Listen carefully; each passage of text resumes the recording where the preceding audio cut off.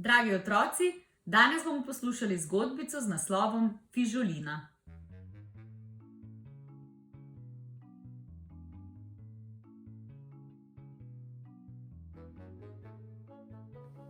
Bil je topel dan, najlepši dan za praznovanje rojstnega dne. Zajec Leopold je imel polne roke dela, pričakoval je goste. Volk bo prišel in medved, jež in jazbec, vrana in zajčica Mila. Zajčice se je najbolj veselil, ker ima prijazne oči, nežen glas in kot mah mehke tačke.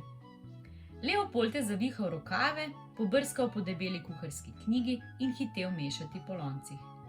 Pripravil bom nekaj posebnega, je razmišljal. Korenčkovo pito, češnjeve rogljičke in jagodno torto. Rad bi se prikupil zajčici Mili, prav njo bi rad razveselil in ji pokazal, kako dober kuhar je.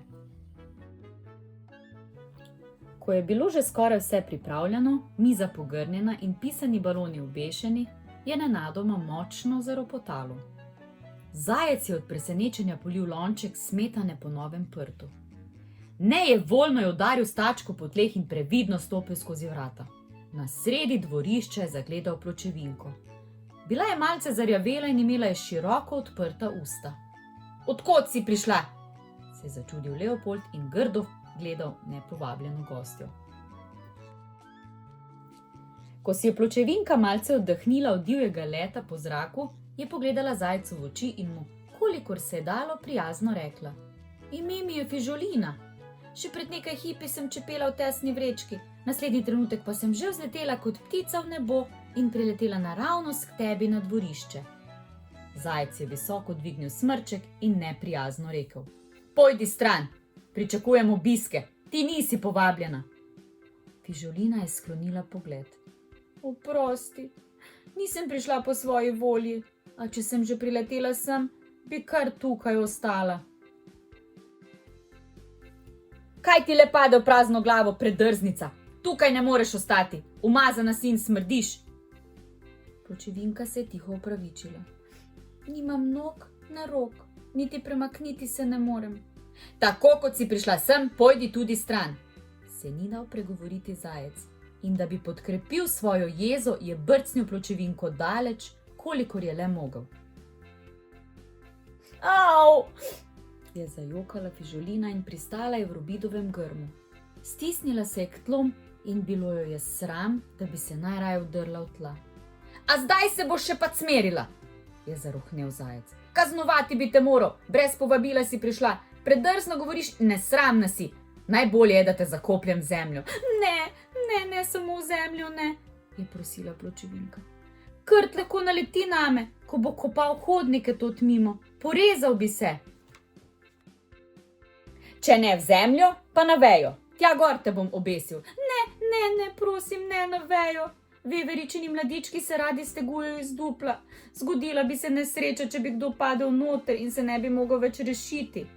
"Presneta, Fižolina, pokvarila mi boš praznovanje," je od jeze kar cvilil zajec Leopold. Z dolgimi koraki je nekajkrat premeril dvorišče, potem se je odločil. "Odnesel te bom v drug gozd, tam te nihče ne bo videl, ne boš nam mogla več škodovati."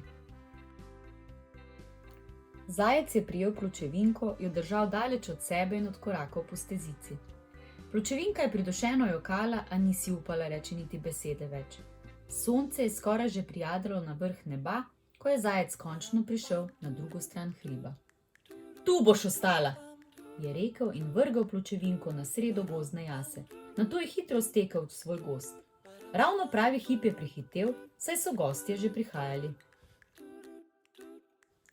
"Vse najboljše!" so vzklikali, segali so zajcu v tačke, mu podarjali darila in izbirali najlepše in najprijaznejše besede zanj. "Zajec je najboljši kuhar," je zaklical medved. "Tako je! Zajec najhitreje teče, niti veter ga ne dohaja. Tako je! Zajec je najprijaznejši med nami, saj nas je povabil na svoj rojstni dan," je zakrakala vrana. "Vse najboljše, Leopold." "Tako je!" so se veselili tudi drugi in trepljali zajca po rami. Leopold je migal z ušesi in zadovoljno kimal levo in desno. Ko je bila zabava na višku, je po poti pridrobila zajčica Mila.